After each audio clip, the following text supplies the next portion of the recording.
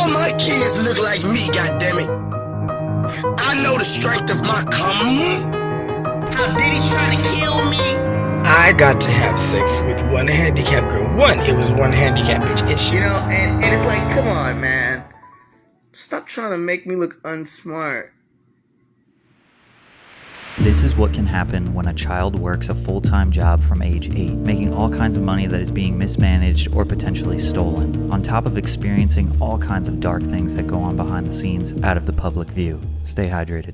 Orlando Brown was a funny child, full of energy and had an infectious personality. Growing up in Los Angeles, California, his parents knew it was possible to get their child into acting. His godfather knew of a young talent management agency, and after a few auditions, he landed his first role as Tiger in the movie Major Payne. The movie wasn't wildly successful, but it is a classic 90s family film with great jokes and a heartwarming ending. I personally love this movie. Acting alongside Damon Wayans and Karen Parsons was a huge resume builder, especially for his first film. From here, he became a go-to in Hollywood for a funny, adorable child role. From 1995 to 2000, Orlando had 17 different TV roles. Family Matters, The Jamie Foxx Show, Safe Harbor, and Two of a Kind were his biggest gigs. From age 8 to 13, Orlando was working harder than I probably ever have in my whole life. But in the 2000s, he didn't slow down. He would land a huge role on the Disney Channel alongside Raven Simone. Raven was a very successful child star. She and Orlando both acted alongside Damon Wayans. They were both on popular sitcoms. They were both go-to child stars for family-friendly shows, films, and cartoons. They interconnected with all the same people in Hollywood for a few years now, so it only made sense to give them a show together. That's So Raven. The idea was created by Michael Poiriers, creator of Hannah Montana, as well as produced by David Brookwell and Sean McNamara, who created Even Stevens. The show was bound for success. Raven Baxter is a psychic high school student that allows her to see visions of the future. Often the plot revolves around Raven trying to prevent this vision from happening because she didn't like the outcome. Usually she miscalculates the events, which gets her, her friends, or family into even more trouble. Raven's two best friends, Chelsea and Eddie, are the only ones that know about her abilities and act as her confidants throughout the show. Eddie, played by Orlando Brown, is the athletic, overconfident, aspiring rapper. Believe me, you ain't never heard a young man that can blaze the track, ridiculous cat that can dribble behind his back. Chelsea, played by Annalise Vanderpoel, is the dumb blonde stereotype best friend. The show was known for its wacky plots, intricate costumes, and integrated music. Raven, Anna, and Orlando are all talented musicians, not just comedians. Anna has had a 15-year career on Broadway. Raven was the frontwoman of the Cheetah Girls who performed world tours and sold millions of albums. And Orlando, we'll talk about his music career in a bit. This was the Disney Channel's first multi-camera sitcom, and it was reported to be the highest rating original program in the network's history. 100 episodes total, averaging over 3 million viewers per episode. The show and cast were nominated for various awards over 50 times. The roaring success of That's So Raven led to Fillmore, where Orlando voiced the main character. Fillmore, I'm on it. Then the Proud Family movie and TV show where he voiced Sticky Webb. Well, peep this.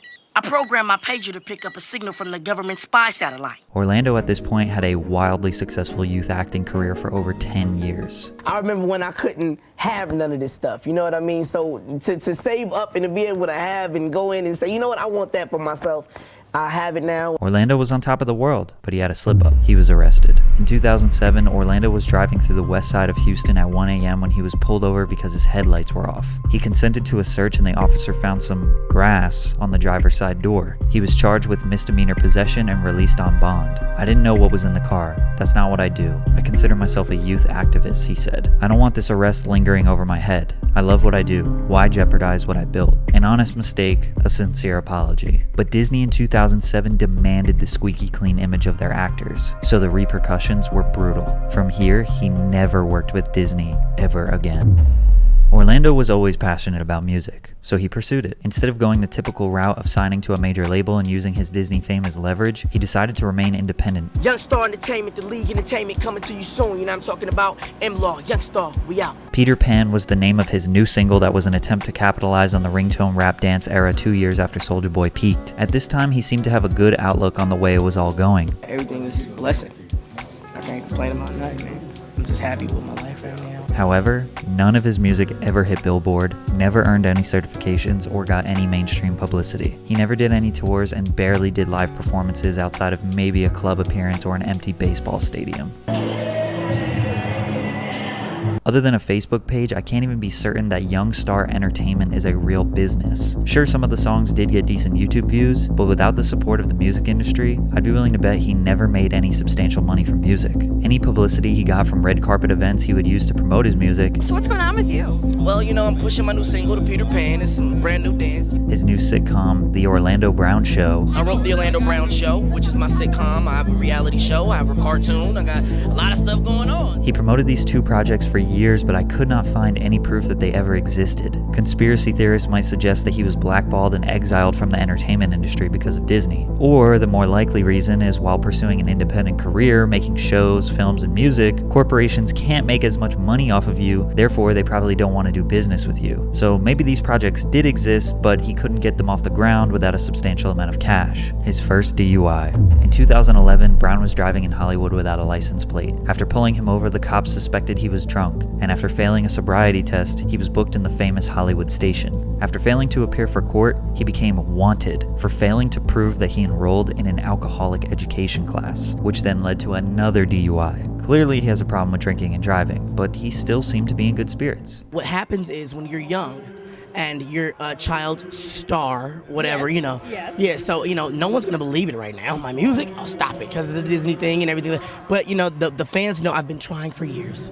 So how is he making money? How is he surviving if his music career was failing? People think that Disney stars are rich and set for life. This couldn't be further from the truth. The highest paid Disney stars are looking at maybe $30,000 per episode. There are also no royalty deals. Disney stars don't even get into Disneyland for free. You think they're paying you for their reruns? So $30K would be like main character money with managers that know how to negotiate. Orlando being a side character, I would say $15,000 per episode with a good deal. 100 episodes, that's $1.5 million over 4 years. On top of animated shows and films, it's possible he could have made a few $1,000,000 over his 12-year run, but most children don't have any concept of the money they're making. See, let me tell you something. As a kid, you don't know that you're getting paid shit. Most of the time, families are poorly managing the money or straight up stealing it. We have no actual proof, but judging by the way the rest of his story goes, it indicates he was struggling. Orlando Brown sentenced to 180 days in jail. He just kept evading the courts, failing to pay his DUI fines, and failing to complete his alcohol education class. When he got out, things got worse.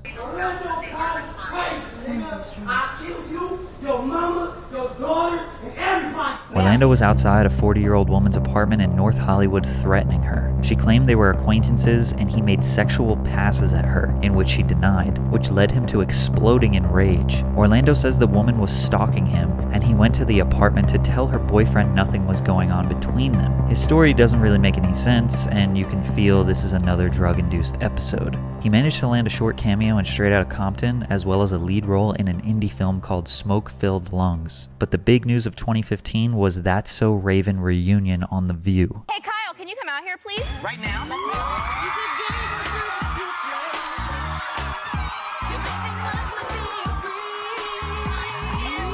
The link-up was wholesome and everyone seemed to be positive and happy. Orlando showed off his terrible hand tattoo of the cast, which Raven loved. But there was a particular question asked on The View that sparked a lot of people's interest. Who dated the most cast and crew members? Uh-oh. I might go with Annalisa Vanderpool on this. I think they're calling me a slut is what's happening. No, it was just we all had a really nice relationship with each other. We're gonna keep it real simple. Yeah, we did. This clip seems harmless, but it's pretty obvious that the 4 cast members all know what Raven was hinting at, but the audience has no idea. We also know this clip was changed in post-production because the promotional clip for the episode had something else in there. We used to date. We used to break up. So the part where Orlando says, "we used to date," was used in the promo clip, but cut out of the real episode. Raven did deny the allegations, but only the people who were in the audience that day know what was said. But Orlando kept opening up about the past. I mean, was there any resentment in the cast with her being chosen for the lead role after the fact? Oh no, because at the time I was dating her at the time. If he is telling the truth, that would mean that Raven was 15 and Orlando was 13 when they started dating. Since the show officially started filming in 2001, and Orlando said they were already together before the show even started. He took it one step further though. Oh, that was in the song. And yes, I did eat the pussy. I ain't gonna lie, I ate the pussy. At the time, it was hard to tell if he was joking, serious, or delusional. I think it's obvious why he wasn't invited to do the That's So Raven reboot, Raven's Home. It's probably worth mentioning that before this first Vlad TV interview, he got arrested for striking his girlfriend, which resulted in police finding methamphetamine on him. With all the new attention on Orlando from the interview, combined with an alleged drug problem, things got worse. I don't understand why people are just mad at me because I got to have sex with one handicapped girl. It was one handicapped bitch.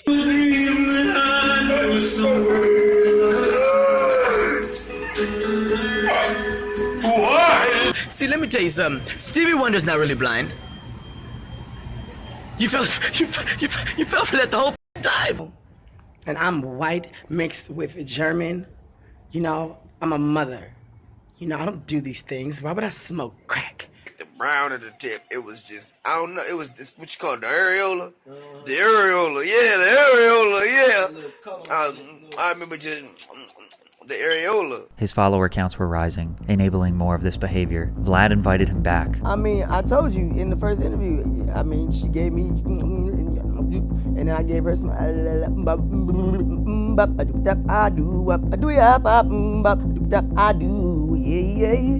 From here, he got more interviews. They said, can you explain? They love I ate her. Okay, that's what the. I had the nam cakes. I went inside the land of the man that wants to go inside if he can, but couldn't do it, man. But I did. I said I could do it, and I can. When you said what you said, what happened to that? I'm sure you're thinking, what does Raven have to say about all this? What the hell is up with that madman Orlando Brown? Last year he had put a video saying he got you pregnant, abortion. What the hell is going on? Well, you know, the new show, Raven's Home, airs Friday nights at 8 o'clock. So that's what happened. That's what happened there. Raven won't address the situation or give it any more attention. However, there was one little thing she said last year that had people wondering if she was talking about Orlando. You know, it's funny, a lot of my relationships I have confidentialities with, so I'm technically not allowed to talk about. I have been in a lot of different kinds of relationships, but my first true love relationship was both pleasurable and miserable and heartbreaking and heart-filled. It was a journey. How old were you? That relationship lasted, well, I started in that relationship at 13 years old and it ended at like 20. She claims to have NDAs for her previous relationships. If that was the case, then Orlando would definitely be violating those terms. However, 13 to 20 was roughly the timeline of her being on That's So Raven, a little before and a little after. Raven being 13 would make Orlando 11 at the time. The stories don't match up perfectly, but some people really believe Orlando is telling the truth despite his obvious shaky mental state. Orlando got a tattoo of Raven on his neck. He was about to enter probably his darkest times. He got arrested by some bounty hunters who broke into the home he was staying at and took him into custody. You got a possession, you have a PC-148, PC-243. After he got out, he was arrested again for skipping drug court. During the arrest, he also had a meth pipe on him. At this time, he also had a warrant out for domestic battery. A few months later, he would be arrested again, this time for trying to change the locks on the doors of a friend's restaurant. Another weird situation, but this time it landed him in jail for 15 days. After he got out, I'm chilling, bro. Get away from my house, yo. I'm away from your house. I'm away. I'm off your If property. you come back over, I'm gonna knock you the fuck out. I'm off your property. with all these problems stacking up, Orlando's friends and family decided it was best for Dr. Phil to intervene and try to help him. For some reason, nobody in the comments talked about these Teenage Mutant Ninja Turtle contacts he was wearing as if it was totally normal. Today I'm glad to say I'm 4 years sober, and you know, it's been quite a journey. After this interview, it was very clear how far drugs had taken him. He wasn't able to remember how many kids he had or their ages. What's the 2-year-old's name? 2-year-old, still in the belly. Still in the belly, we don't know yet. Okay. You said the 2-year-old don't know the name because it's still in the belly. That's because I have a baby on the way as well. I just mentioned So that. the 2-year-old is still in the belly, so that means that that child has been in there for 2 years. Not necessarily. Orlando had hit rock bottom, so the only way to go was up. For the next year or so, there wasn't much Orlando content, but he started releasing music consistently, and he looked a lot healthier. And his music actually isn't that bad.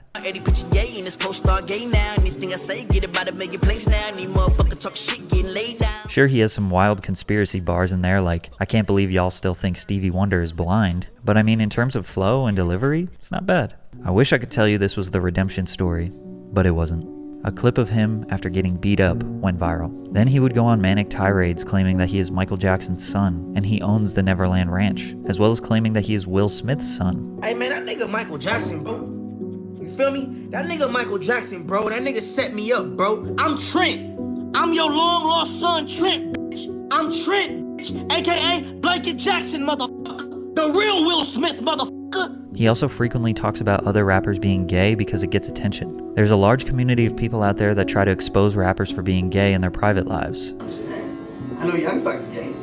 Trey Songz, yeah, I've heard about Trey Songz sucking a few dicks in his lifetime. I happen to know Diddy boys. He went viral for changing his behavior, getting sober, and giving his life to his religion. Fans on the internet hadn't been tapped in with his life too much and probably only remembered him from his Vlad/Dr. Phil episodes. So this seemed like a monumental step, and it is a big step. His life is pretty unpredictable. One day the police are in his house, the next day he's exposing rappers. How Diddy's trying to kill me? Then he's on No Jumper appearing to be sober, even though he kind of denies ever being on drugs. How long you been in recovery for?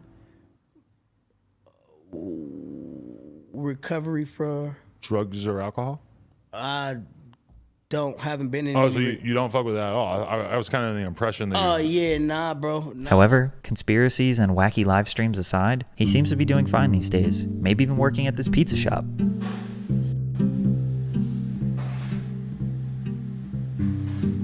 Ultimately, Orlando is going to continue to have ups and downs. Addiction is a vicious cycle that has even plagued my family. It seems like the drugs and alcohol may have had some permanent effects on his brain, but he's still talented, still funny, and still trying to better himself. And the fact that he's still trying is monumental. We can only hope he has a support system that can prevent things from getting out of control again, and maybe one day we can see an iconic comeback from the Eddie we once knew.